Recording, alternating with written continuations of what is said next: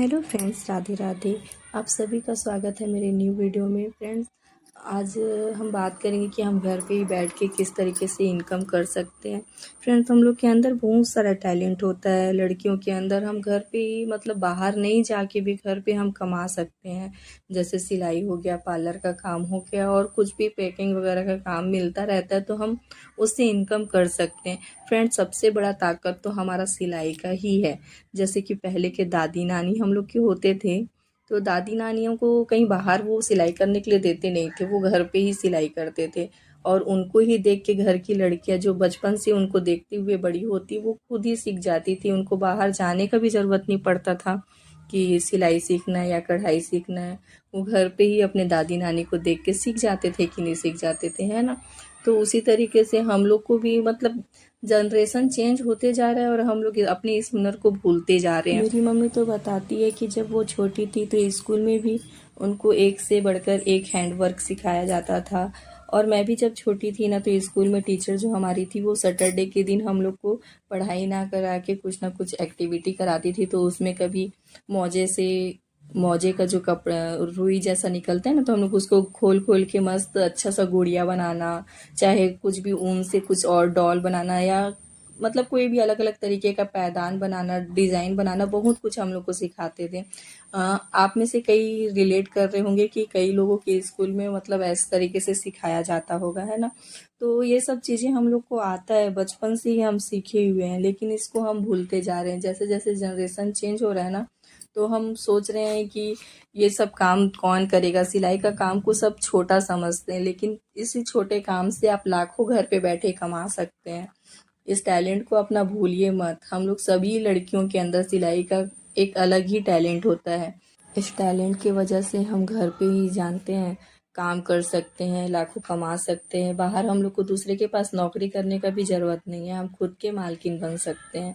सिलाई एक ऐसा काम है जिससे हम लोग मतलब घर पे आसानी से कमा सकते हैं। किसी दूसरे के पास हम लोग को काम करने के जाने के लिए भी ज़रूरत नहीं है, हम घर पे ही सिलाई करके खुद की मालकिन बन सकते हैं। पढ़ाई लिखाई भी ज़रूरी है।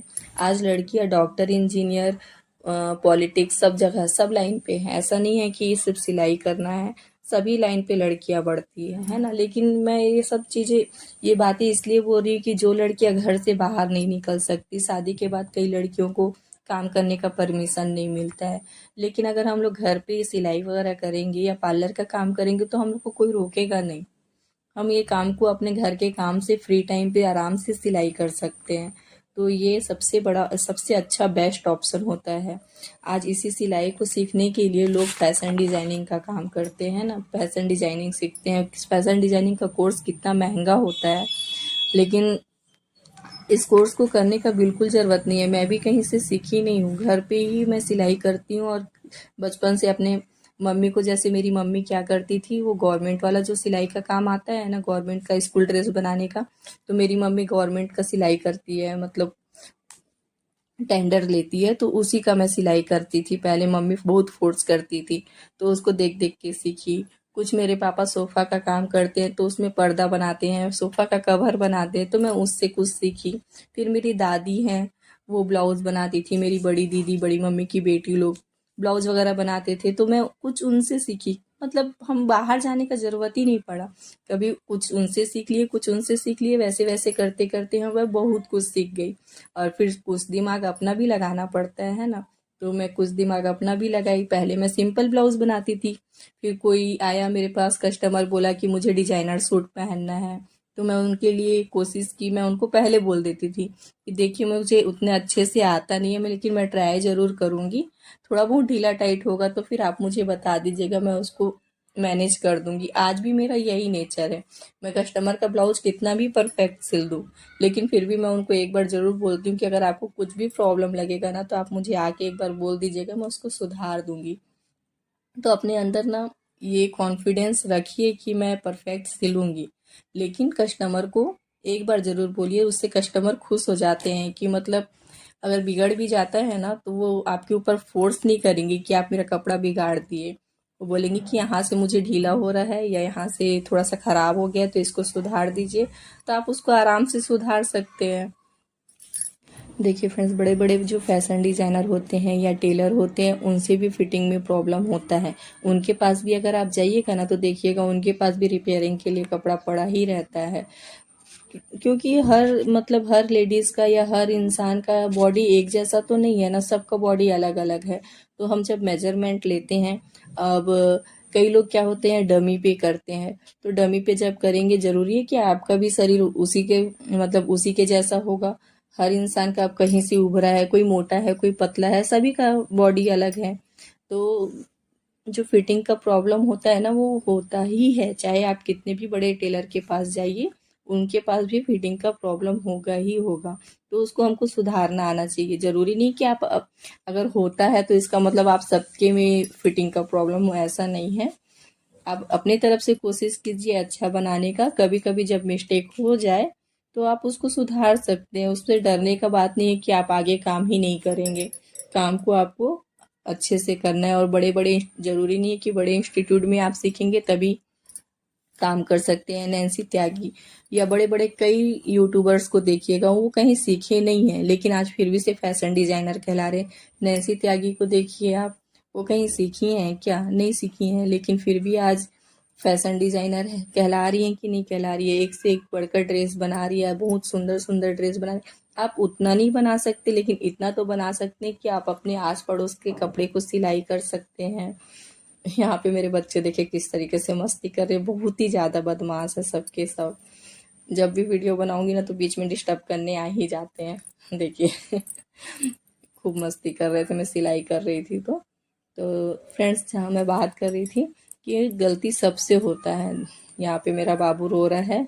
देखिए उसके आँख में कुछ चला गया है, तो उसको साफ करने के लिए मैं फूक रही हूँ, लेकिन फिर भी उससे ठीक नहीं हो रहा है। देखिए रो रहा है। तो देखिए फ्रेंड्स, गलती सबसे होता है, तो उस गलती से हमको डरना नहीं है, उससे हमको सीखना है। मैं भी जब काम करना स्टार्ट की थी ना, तो मुझसे भी बहुत ज़्यादा गलतियाँ होती थी। कभी कपड़ा ढीला हो जाता था, कभी टाइट हो जाता था। फिर मैं कस्टमर से बोलती थी कि मैं उसको सुधार के दे देती हूँ आपको। तो मैं भी पहले कहीं एकदम बड़े इंस्टीट्यूट में तो सीखी हूँ नहीं, तो मुझसे भी गलतियाँ होती ही थी। तो मैं पहले वैसे ही करती थी, सुधार देती थी। जब गलती होता था तो मैं उसको सुधार के फिर कस्टमर को देती थी, तो फिर वो परफेक्ट आ जाता था। तो मुझे उससे पता चलता था कि मैं कहाँ पे गलती की हूँ, कहाँ पे मुझको कितना लूजिंग लेना है, कितना उसमें लूजिंग कम करना है। ये सब जो कमी होता है ना, वो सब हम जब काम करते हैं तो धीरे धीरे हम लोग को पता चलता जाता है कि मैं कहाँ पे गलती कर रही हूँ, तो उसको मैं सुधार लूँ। तो जब तक हम करेंगे नहीं तो हम कैसे सीखेंगे? अगर सारा काम हमसे अच्छा अच्छा होगा, है ना, सब चीज़ अगर अच्छा अच्छा होगा, तो हमको अपनी कमी का एहसास कैसे होगा कि हमारे अंदर कमी क्या है? ऐसा तो हर इंसान तो पूर्ण बना नहीं है कि उसको उसके अंदर कमी रहेगा ही नहीं। सभी इंसान के अंदर कुछ ना कुछ कमी होता है। तो उसी तरीके से जब हम कुछ काम करते हैं तो वो काम बिगड़ता भी है, तो उसको हमको सुधारना आना भी चाहिए।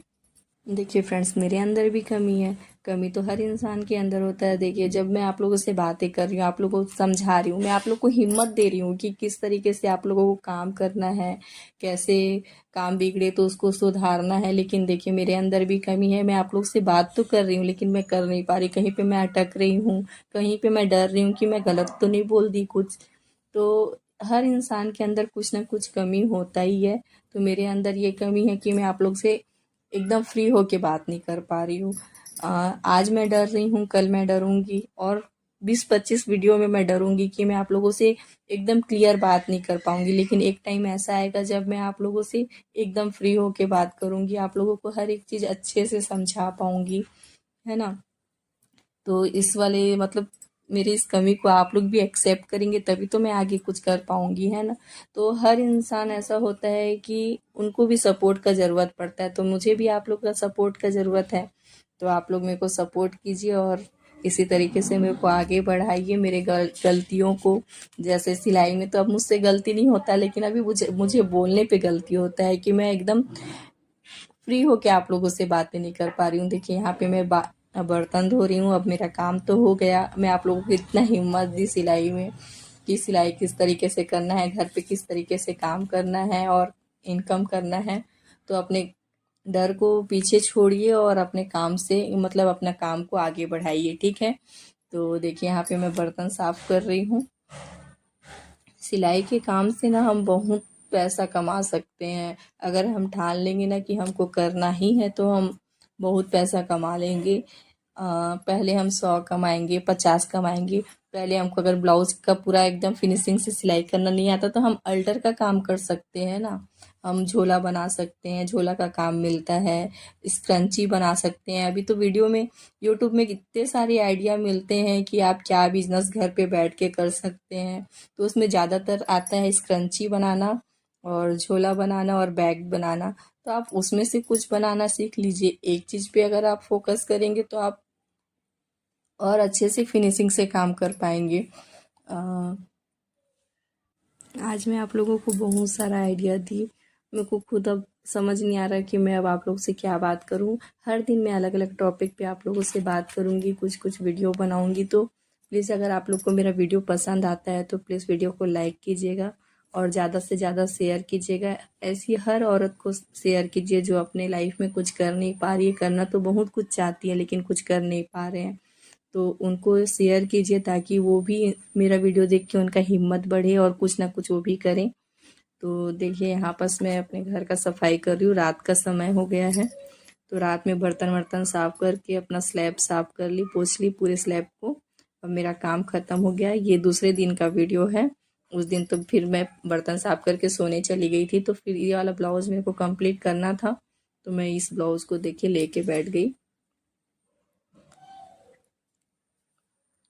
यहाँ पे रेड कलर का अस्तर वाला ब्लाउज़ है। इसका कटिंग और स्टिचिंग अगर आपको देखना है तो कल मैं इसका वीडियो अपलोड करूँगी तो आप वहाँ से इसका कटिंग देख सकते हैं। ये हैवी साइज़ है, 44 साइज़ का मैं यहाँ पे बना रही हूँ। मैं वीडियो पे आई बटन पे लिंक दूंगी लेकिन एक दिन के बाद ही हो पाएगा क्योंकि अभी तो इसका वीडियो मैं अपलोड की नहीं हूँ।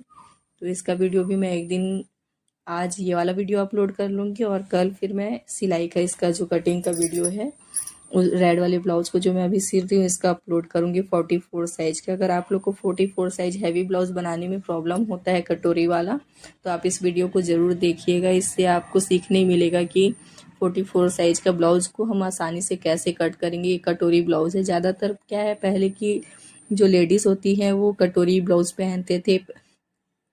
अभी तो सब प्रिंसेस कट ब्लाउज पहनने लगे हैं लेकिन पहले ज़्यादातर सब कटोरी ब्लाउज ही पहनते थे ना। तो कटोरी ब्लाउज यहाँ पे और 4 टक्स वाला ब्लाउज तो फिर बहुत पहले पहनते थे और अभी भी ट्रेंड पे है 4 टक्स ब्लाउज। लेकिन कटोरी ब्लाउज जिनको पहनने का आदत हो चुका है उनको कटोरी ब्लाउज ही अच्छा लगता है। आप कितना भी डिजाइनर ब्लाउज बना के दे दे लेकिन उनको कटोरी ब्लाउज के सिवाय कोई ब्लाउज पसंद नहीं आएगा जल्दी। तो ये बहुत हैवी ब्लाउज मतलब हैवी साइज का ब्लाउज है।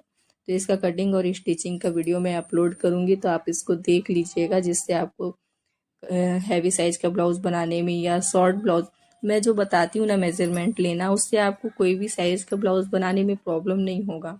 और आप यूट्यूब में बहुत सारा वीडियो देखे होंगे कटोरी ब्लाउज का कटिंग स्टिचिंग का, लेकिन मेरा जो कटोरी कट ब्लाउज बनाने का कटिंग है वो सबसे अलग ही दिख लगेगा। आप एक बार देखिएगा ज़रूर, सबसे अलग रहेगा।